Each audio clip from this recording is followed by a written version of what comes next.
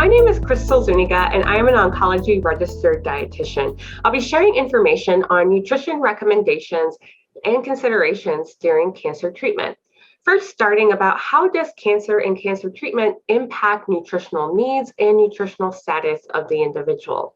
Well, treatments are meant to damage cancer cells, but treatments can also end up damaging normal healthy cells. For example, a surgery might be removing some healthy tissue as well. Radiation and chemotherapy are damaging rapidly dividing cells, and that includes some healthy cells. Same thing with immunotherapy, although it's targeting the immune system to act against cancer cells, some healthy cells might be damaged as well. And so this is going to impact nutritional needs. In our diet, carbohydrates, protein, and fat from foods are broken down by the body to form energy, ATP, a cellular form of energy, which the body uses to build, maintain, and repair. And there will be an increased demand of energy for that building and maintaining and repairing of those healthy cells. So if we're not getting enough nutrition from the diet, there will be a breakdown of fat and protein to meet those energy demands. And of course, cancer treatments also impact the ability to eat, and there can be side effects that impair the ability to eat. So with this creating an imbalance, this can lead to an individual having poor nutritional status. So there's increased nutritional needs for healing and recovery, but there can be a decreased intake due to side effects of treatment. And why does this matter? Well, poor nutritional status is going to slow the body's ability to heal and recover. For example, that wound healing that's needed post-surgery or recovering from radiation burns. It can also impair an individual's immune function, and that could delay chemotherapy if counts don't get back up, or also increase the risk of infection. And again, every single cell in the body requires energy daily. And so if there's not enough nutrition, that is going to interfere with the proper function of very important organs, including the heart, the liver, and the kidneys. And basically every physiological function of the body will be impaired if it's not getting enough nutrition. Because we are what we eat. And food is more than just fuel. Yes, it can provide carbs, protein, and fat, but food is also providing the nutrients that serve as building blocks and energy for every cell in the body. So nutrition is very important during cancer treatment. So how can you continue to eat well during cancer treatment? Well, try to prioritize nutrition priorities during cancer treatment are to minimize unintentional weight loss, preserve muscle, prevent nutrient deficiencies, and using the diet, make adjustments to lessen and not worsen side effects of treatment. So first, starting off with energy balance. Energy balance is a term to describe when calories in equals calories out. So how much nutrition is coming in is equivalent to the energy demands of the body, and that would result in weight maintenance. But there can be a negative energy balance resulting in weight loss if an individual is not getting enough energy from the diet, but there's still these high energy demands during treatment. And also, this weight loss, the faster it is, that increases the risk of muscle loss. If the body doesn't just take weight from fat, it will also tap into muscle for energy. And as little as 5% weight loss is associated with poor outcomes. So this is something to continue to monitor and try to minimize unintentional weight loss. One strategy is to not wait for hunger signals. When there's so much stress in the body, that can delay those hunger signals or interfere with them. So trying to continue with eating, and it might be easier to have frequent small snacks instead of things that you might have done in the past, like 3 meals a day. If you don't have much of an appetite and it's hard to even get yourself to eat, aim to use high calorie and high protein foods so that you can really get the most nutritional bang for your bite. Oral nutrition supplements may also be helpful for some liquid nutrition. It's really easy and convenient to take around.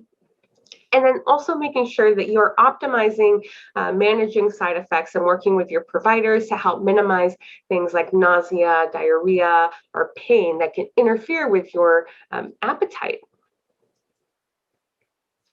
But there are some individuals that might gain weight during treatment, and that's when there's an imbalance between the nutrient needs and intake. With a stressful time, might be turning to more convenience foods or comfort foods, being less physically active because of fatigue and all the other demands you have on your time, and that could result in weight gain. But weight gain is not a personal failure, and it's not just caused by diet or physical activity changes during treatment. Other things like hormone changes because of hormone therapies, steroids, reduced muscle mass because of the inflammation, poor sleep quality, and the treatments themselves can contribute to weight gain. So if this is something that you would like to mitigate, aim to choose nourishing, high fiber, and high protein foods that can keep you fuller for longer. Some of that increased nutritional intake could be coming from emotional eating. So making sure that you are getting your emotional and mental health support. Fueling yourself adequately throughout the day can be hard with going to so many different appointments and trying to keep up with your life. That might be hard to eat during the day and then really hungry by the end of the day, turning to more comfort food. So aim to eat throughout the day and adequately fuel yourself. And working with a dietitian for a personalized approach if you're having difficulty maintaining your weight. Protein is another nutrient that's really important during cancer treatment because protein metabolism changes during treatment. There are changes in muscle breakdown and synthesis rates due to increased inflammation. With weight loss, that also results in muscle loss. Physical inactivity can result in muscle loss, and things like steroids, infection, or fevers can also increase muscle protein breakdown. So one way to help mitigate that tapping into the muscle for energy would be to provide enough protein to promote that muscle building. Protein needs are higher during treatment. An average healthy adult needs about 0.8 grams per kilogram of body weight, and those needs increase anywhere from 1 to 1.5 grams per kilogram per day, and needs can be even closer to 2 grams after treatment, or I'm sorry, after surgeries. A variety of animal and plant-based protein sources can be used, and one strategy is to try to aim for protein at every meal and snack. So you don't necessarily have to count every gram, but just trying to prioritize making sure you've got a good protein source every time you do eat. And so you could get protein from animal products, including anything from chicken, fish, the turkey. You can get it from milk and yogurt and cottage cheese, egg, but there are also plant sources of protein, including nuts, beans, and lentils. And so having a variety of protein-containing foods in your diet can help you meet those increased protein needs. And hydration is really important. So 60% of our body is water, and adequate hydration will promote better cell function and also kidney function. Hydration is going to help with cell repair and recovery. As those new cells are built, they require water. And also, adequate fluids helps the body remove impurities and toxins, help get those byproducts of medications and chemotherapy out of the body. And dehydration can also make nausea and fatigue worse. So trying to make sure you're getting enough water will help reduce some side effects of treatment and help the body do its job of detoxification. So how do you know how much fluid you need? One way is to monitor your weight fluctuations or urine color. Don't wait until you're thirsty, just like the hunger signal. This can be interfered with. And needs are going to be higher with vomiting, diarrhea, or fever. A general guideline is to aim for at least 64 ounces or half of your body weight in ounces, but you can monitor urine color. The darker it is, that's an indicator that you will need more fluid. And then aiming to follow a plant-forward diet pattern. Okay. plant forward does not mean vegan or vegetarian. It just means that most of the diet is consisting of plant containing foods because plants contain compounds called phytochemicals. So yes, there are benefits like fiber and vitamins and minerals in fruits and vegetables, but they also contain other compounds that have benefits in the body. So they're not necessarily essential to the body, but they can provide health benefits such as having anti-inflammatory or antioxidant functions. And this is just an example of some of those health promoting compounds in fruits and vegetables, beans, nuts, legumes. So plant-forward diet is going to be high in vitamin C, vitamin E, and other antioxidants, which can help protect healthy cells. It can also promote activity of natural detoxification systems. There's compounds in plant-containing foods that are going to help the body eliminate toxins as it's increased load with medications and chemotherapy. And the more variety of plants you can include in your diet, the better, because that means that you're exposing your body to more of a variety of these health promoting compounds. But again, plant forward or plant based does not mean vegan or vegetarian, and that you can still utilize some animal products that, again, help meeting those high protein demands. And what are some foods that you should try to limit during treatment?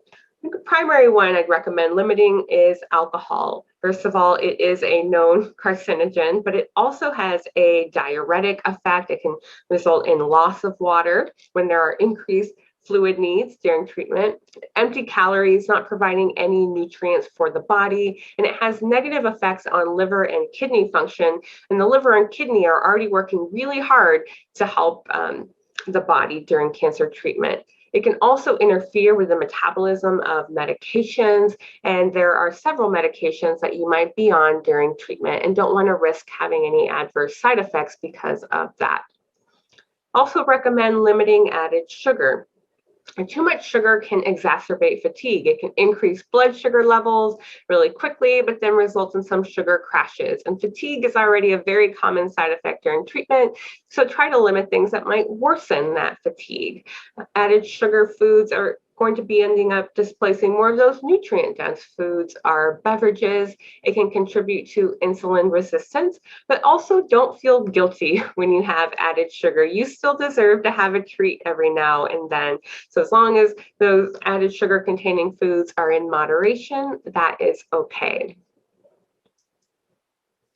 And it's also important to limit food guilt. I know many patients feel stressed out that they're not eating the way that they would like to be eating because they don't feel well. And there's going to be those types of bad days.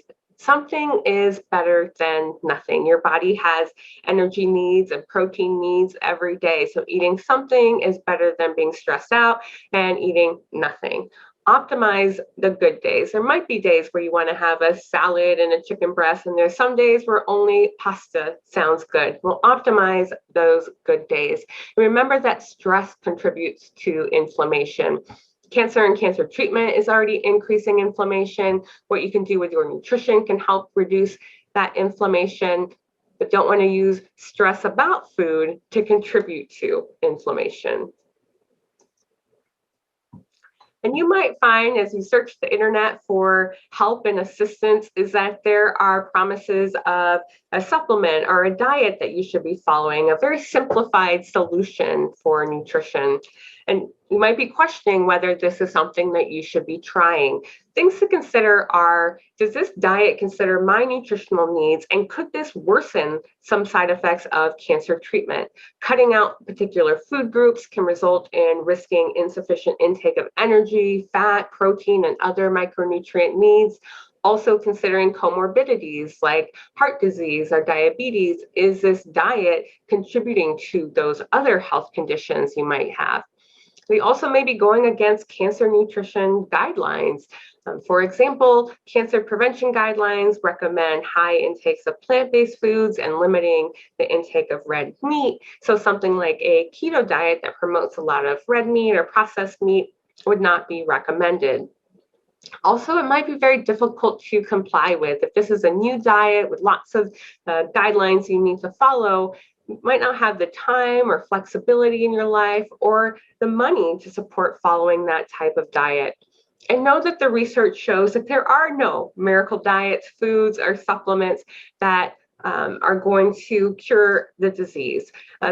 You might hear about foods that you need to kill cancer or natural cancer cures. And these are often guidelines or recommendations that are being extrapolated from animal or cell studies. And what happens in a petri dish or in a very controlled setting of an animal study is not necessarily going to translate to what is going to happen in an individual. Every cancer type is different, every treatment is different, and we can't be extrapolating from that. So it's not as simple as some of these flashy ads or diets might be promoting. But you might be considering if you should be taking a supplement, and I recommend that you meet your recommended intakes through food. A standard multivitamin is generally safe, and that is something that you should discuss with your provider. Individual high-dose micronutrients are discouraged at high levels. Some supplements or nutrients could have a pro-oxidant effect or could actually protect cancer cells from being damaged, or some might have estrogenic effects, some even natural supplements if they're consumed at too high of a dose. So all supplements should be directed and supervised by your healthcare team, even if they are natural. That is something that you should at least make your healthcare team aware of and ask questions about whether this is something that is okay to take. So now hearing about your body has increased energy needs, protein needs, hydration needs, might be wondering, how am I going to fit all of this in? I'm already struggling with time and energy levels. How do I continue to eat well? Well, consider that fast food does not have to be through a drive-through. Being prepared at home with really convenient, easy snacks that are also healthful. There are a variety of fruits and vegetables that are just a rinse away. Maybe taking with you prepackaged nuts or trail mixes, string cheese, yogurt. Those are examples of single serving convenient items that you could take with you or have at home for a quick source of nutrition. And really rethink the definition of a meal. It doesn't have to be a 3-course meal. Remember, something is better than nothing. So a bowl of a fortified cereal, a smoothie, a peanut butter and jelly, a yogurt parfait, those are examples of something that can be a good source of nutrition and doesn't take a whole lot of prep time. And then also using time savers to save energy and to save time. So grocery deliveries or curbside pickup, grocery stores have some pre-prepared meals that you can just heat up, or having some meal delivery kits so you have everything you need already at home are examples of ways to save some time. Also, convenience foods are nutritious options too. Frozen vegetables, or proteins, or canned beans, or fruit. Those are things that can be easy to have on hand and also limit the amount of time you need to be spending at a grocery store if you're stocked at home with nutritious options. So in developing your own nutrition action plan, I recommend that you take that active role in your care. There are many side effects that could interfere with your ability to eat. So ask your care team about anticipated side effects of treatment and how you might be able to manage those side effects. Take all of the medications as prescribed. There could be medications prescribed to you to help reduce those side effects. And so if you can keep those side effects limited, then you'll be able to eat better. Communicate your needs and ask for help when needed. If you have friends or family that are offering to help, maybe they could help with your nutrition, giving them specific recipes that they could cook for you, or picking up your groceries. Your nutrition is part of your care, and people can help with that. Be prepared with easy to prepare and eat foods and fluid. Know there's going to be limited time, limited energy, variety of side effects you might be aware of. So have those resources available at home that you can eat well, even with all those things going on. And then chemo days and going to lab work and appointments can be long days. So never leave home without nutritional support. You don't want to miss an opportunity to eat and fuel your body. and communicate your side effects or anything impacting your ability to eat and or maintain weight with your care team so that it can be addressed early. So nutrition, again, being active and proactive about it can help support your treatment plan. And it can be a lot to manage and feel overwhelming because this is a different way of eating than before. And a registered dietitian can help. A registered dietitian is different than a nutritionist. A registered dietitian has a 4-year degree, supervised internship, and continuing education. And they are people who could consider your nutritional history, diagnosis, medications, treatment plan, and help you develop a personalized nutrition action plan to help manage side effects and meet your nutritional needs. So in summary, cancer treatment increases nutritional needs, should be prioritizing getting enough energy and protein, drinking adequate fluids, trying to follow a more plant-forward or plant-based diet plan, but also be flexible and keep it simple. Any nutrition is better than no nutrition, and also aim to be proactive, not reactive in managing your nutrition. So thank you for your time.